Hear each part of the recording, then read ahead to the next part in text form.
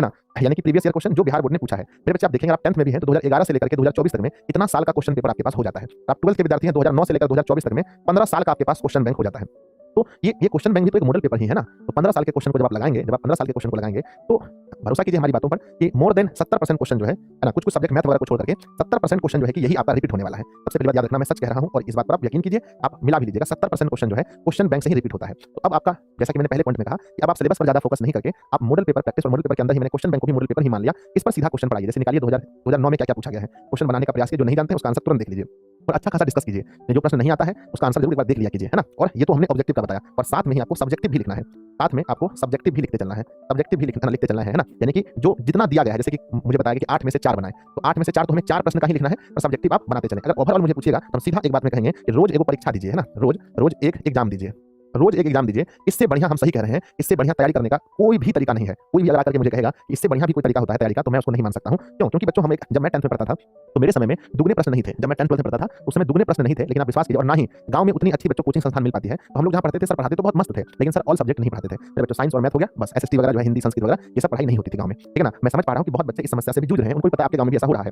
पर बच्चों मैं क्या करता था, मैंने एक रूटीन बनाया था, है ना, मैंने एक रूटीन बनाया था, मेरा एक टाइमिंग फिक्स था। पहले तो ऑनलाइन क्लासेस नहीं होती थी, तो शाम को हमारा जो था 5:30 बजे हम पढ़ने बैठते थे, और 5:30 से लेकर के हमारा जो 8:30 बजे होता था, इस 3 घंटे में हम डेली एक सेट लगाते थे। एक सेट में ऑब्जेक्टिव सब्जेक्टिव जो भी होता था लिखने का प्रयास करते थे। और बच्चों जब आप ऐसा करेंगे, मेरी बात को विश्वास कीजिए, अगर आप एक विषय का अगर फुल टेस्ट 3-3 टेस्ट भी अगर आपने लगा लिया, 3-3 टेस्ट भी अगर आप लगा लिए एक विषय का, तो याद रखिएगा, इससे ज्यादा कॉन्फिडेंस आपके मन में और कहीं से नहीं आता। क्योंकि मुझे क्या लगता है, जब हम लोग टेस्ट देते हैं ना, तो हमें लगता है भाई कि हमने तो 50 क्वेश्चन सेट कर लिया, 50 क्वेश्चन तो हमने सही कर दिया, ऐसा लगता है टेस्ट देने पर। जब हम लोग मिलाते हैं तो हमें पता चलता है भाई 50 हमें लगा था 50 में 50 सही है, पर यहाँ तो सही 42 ही हो रहा है, यहाँ तो 40 ही सही हो रहा है, यहाँ तो 35 ही सही हो रहा है। तो इससे क्या होगा कि आपका ओवर कॉन्फिडेंस जो आप है, वो ओवर कॉन्फिडेंस खत्म हो जाएगा। तब आप समझेंगे नहीं, परीक्षा देते समय हमको किन किन चीजों का विशेष रूप से ध्यान देना है। थोड़ा सा भी अपने आप को ज्यादा हैप्पी होकर के क्वेश्चन बनाएंगे, माइनस प्लस छूट जाएगा। बहुत हैप्पी होकर बनाएंगे, लगाना है CH4 C2H4 लगा दीजिएगा, तो ये सब चीज आपको पता चलेगा। तो अगर मुझसे कोई पूछे एक लाइन में कि 45 दिन के अंदर परीक्षा की तैयारी करने का सबसे अच्छा तरीका क्या है, हम यही कहेंगे कि रोज एगो सेट लगाइए। बाकी इसके बाद अगर समय मिलता है तो सेल्फ स्टडी कीजिए, जो करना है कीजिए, लेकिन एक चीज को जो है कि आप जरूर कीजिए बाबू लोग, है ना, जरूर कीजिएगा। हम तो हाथ जोड़ करके विनती करते हैं। मेरा बात जो बच्चा मान लीजिएगा, आज आप लिख लीजिए, जो विद्यार्थी मेरा बात को मान लीजिएगा कि एक कोई भी विषय का रोज परीक्षा दीजिएगा। आज इंग्लिश दिए तो कल हिंदी देंगे, और फिर दूसरा दिन फिजिक्स केमिस्ट्री मैथ देंगे। यानी एक कम से कम एक, अगर आप चाहें तो एक दिन में 2 भी लगा सकते हैं, 3-3 6 घंटा आपका चल जाएगा उसमें। तो एक तो कम से कम पूरा लगाइए बाबू, एकदम एक विषय, ठीक है ना। तो मेरा प्लानिंग यही है, अभी का जो मेरा प्लानिंग पूछेगा, मैं यही कहूंगा कि इससे अच्छा प्लानिंग कुछ भी नहीं है।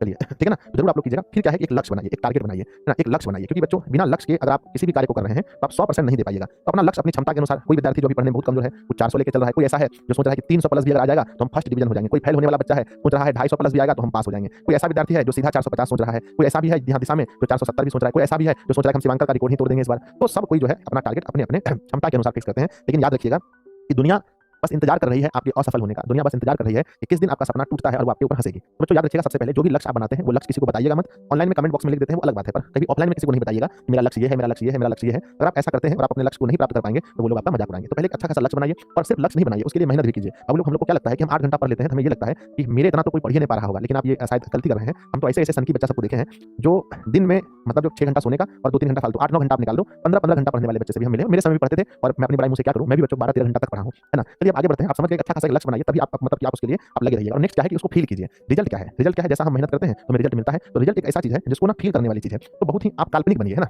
बहुत ही आप काल्पनिक बनिए, और आप कल्पना कीजिए कि अगर ऐसा होगा तो क्या होगा, अगर ऐसा होगा तो क्या होगा। मेरे प्यारे बच्चे, मुझे पता है कि सब बच्चा ही सोच रहा है बिहार के कोने कोने में, क्योंकि देखिए अब पढ़ाई का मंच किसी के लिए अलग नहीं रहा। पहले लगता था कि जो शहर का बच्चा है वही अच्छा नंबर लेकर आएगा। पहले लगता था कि जैसे पटना का है, कोई गया का है, कोई बढ़िया मेन शहर में जो बच्चा पढ़ रहा है तो उसी का नंबर अच्छा आएगा जो डिस्ट्रिक्ट लेवल पे पढ़ रहा है। लेकिन अब तो ऐसा बात नहीं रहा बच्चों, अब तो ऑनलाइन शिक्षा आ गया है। और ऑनलाइन शिक्षा में क्या है कि आप घर कहीं गांव में, देहात में, पहाड़ों में, जहां पर भी आप हैं, इंटरनेट का सुविधा है तो आप बराबर में हो गए हैं। तो अब क्या शहर क्या गांव, कहीं से भी पढ़ के लोग, अब कंपटीशन ज्यादा हो गया है। पहले जिसको अच्छे टीचर मिलते थे वही बच्चा मतलब टॉपर बनता था, अब तो अच्छा टीचर हर किसी के लिए उपलब्ध है बच्चों। तो याद रखिएगा हमेशा कि रिजल्ट को फील कीजिए कि क्या होगा उस दिन जब मैं अपने समाज में, मैं अपने कम से कम गांव में तो इतना लक्ष्य बनाइए कि गांव में आपसे ज्यादा नंबर कोई नहीं लाए। मिनिमम अगर आप दिशा में भरोसा करते हैं तो मिनिमम इतना तो जरूर बनाइए कि आप जिस कोचिंग में पढ़ते हैं, कम से कम जिस कोचिंग में पढ़ते हैं उसमें आपसे ज्यादा नंबर कोई लेकर नहीं आना चाहिए। जिस गांव में आप रहते हैं उस गांव में आपसे बेसी नहीं लाना चाहिए। आप प्रखंड में प्रखंड लेवल का सोचिए, आप जिला लेवल का सोचिए कि जिला में सबसे ज्यादा नंबर लाना है। और अगर आप पढ़ने में और बहुत अच्छे हैं तो आप डायरेक्ट बिहार लेवल पर भी सोच सकते हैं कि बिहार लेवल पर जो है कि हमसे आगे कोई नहीं होगा। नॉर्मल लोग होते हैं, ऐसा मत समझिए कि जो लोग टॉपर बिहार लेवल पर होते हैं बहुत अलग होते हैं। हम तो शिवांकर से भी मिले हैं, आदर्श से भी मिले हैं, आदित्य से भी मिले हैं, अजीत से भी मिले हैं।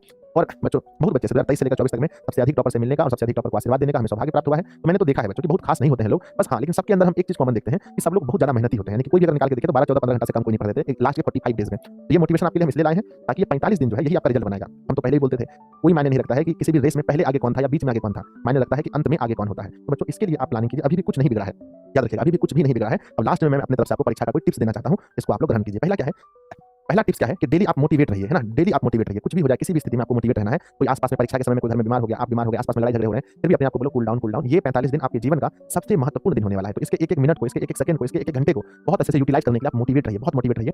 बच्चों, मोटिवेट रहने के लिए आप कुछ मोटिवेशनल सॉन्ग्स वगैरह भी सुन सकते हैं। मैं ऐसा करता हूँ, मैं अभी भी सुनता हूँ, है ना? आप यूट्यूब वगैरह पर सर्च मार करके कुछ मोटिवेशनल सॉन्ग्स वगैरह जो है कि आप उसमें, है ना, देख सकते हैं। जैसे दंगल मूवी की है, तो दंगल वाला देख सकते हैं। और एक बंदिया आपको पता है, बंदिया ओ बंदिया, उसको सुन सकते हैं। और बच्चों एक है ना, पिघला दे ऐसा कुछ करके ना, जंजीरें वाला है, इसको सुन सकते हैं। मेरे बच्चे उसका सुल्तान मूवी का है ना? ये सुल्तान करके आता है एक सॉन्ग, रे सुल्तान, है ना? इस टाइप का सॉन्ग आता है, ठीक है ना?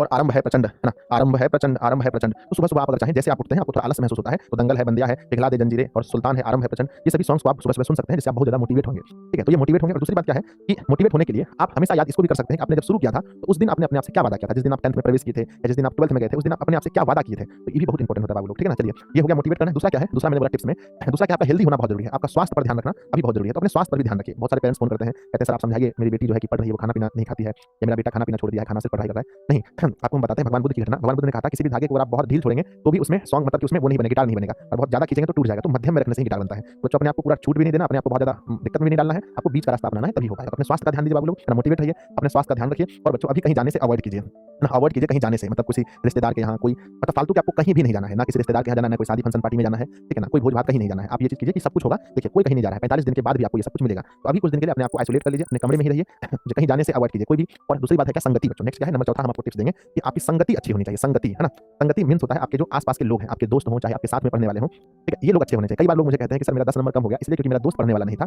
वो मुझे हमेशा दिक्कत करता था, हमें प्रेशराइज़ करता था, घूमने चलो ये वो। तो अभी आपकी संगति होना बहुत अच्छा, ना बहुत अच्छा संगति होना ज़रूरी है। यानी वैसे लोगों से संगति रखिए जो आपकी तरह ही मोटिवेट हो, जो आपकी तरह ही डेडिकेट हो, जो आपकी तरह ही अपने लक्ष्य को लेकर के बहुत ज़्यादा सीरियस हो, अपनी बोर्ड परीक्षा को लेकर सीरियस हो। तो अपनी संगति पर ध्यान दीजिए बाबू, है ना? अच्छे से आप मोटिवेट रहिए, स्वास्थ्य पे ध्यान दीजिए, अवॉइड कीजिए। और नेक्स्ट क्या है, नंबर 5वां अगर मुझसे आप पूछेंगे तो मैं कहूँगा बच्चों कि विश्वास, है ना? अपने ऊपर आप विश्वास रखिए कि हाँ, मुझसे हो जाएगा, मैं कर लूँगा। विश्वास रहना बहुत ज़रूरी है ना? आशा, विश्वास यही सब चीज़ है जो आपको मतलब कि देता है कि भई आप कर सकते हो, ठीक है ना? उसके बाद क्या है, उसका नंबर 6 में है अपनी हैंड राइटिंग पर आप लोग ध्यान दीजिएगा। हैंड राइटिंग, हैंड राइटिंग पर ध्यान दीजिएगा। इतना सब कुछ अब ज़्यादा नहीं बोलेंगे, नहीं तो फिर आपको याद भी नहीं रख पाइएगा। तो इन सभी चीज़ों पर आप ध्यान रखिएगा। अगर आपको लगता है कि बार-बार जो है मेरे बच्चे बार-बार हम इस चीज़ को याद नहीं कर सकते, क्या बोलें, इसको लिख कर कहीं पर रख लीजिएगा, है ना? हम ज़्यादा मोटिवेशन वीडियो नहीं डालते हैं क्योंकि आप फिर भूल जाएँगे कि हमें किस वीडियो के अनुसार मोटिवेट रहना है। बच्चों, हम अभी भी ज़्यादा वीडियो नहीं डालेंगे, कुछ दिन बाद ही मेरा वीडियो आएगा। तो आप इस वीडियो के अनुसार ही अपने आप को मोटिवेट कीजिए, जो वीडियो मैंने भेजा है। कुछ नया मत सोचिए, है ना? या फिर मोटिवेशन वीडियो दीजिए। आपको अगर हर 10 दिन में, 5 दिन में अगर मोटिवेशन वीडियो की आवश्यकता पड़ रही है, इसका मतलब आप सच मानिए, बुरा नहीं मानिएगा, आप नहीं पढ़ रहे हैं अच्छे से, ठीक है? आपसे नहीं हो पाएगा उतना अच्छा। तो आपको बार-बार मोटिवेशन वीडियो चाहिए भी नहीं। एक बार सर प्लानिंग बता दिए, अब इस प्लानिंग से आपको एग्ज़ाम तक चलना है। तो मेरा क्या है, बहुत डिमांड कीजिएगा तो हम तो वीडियो ला देंगे।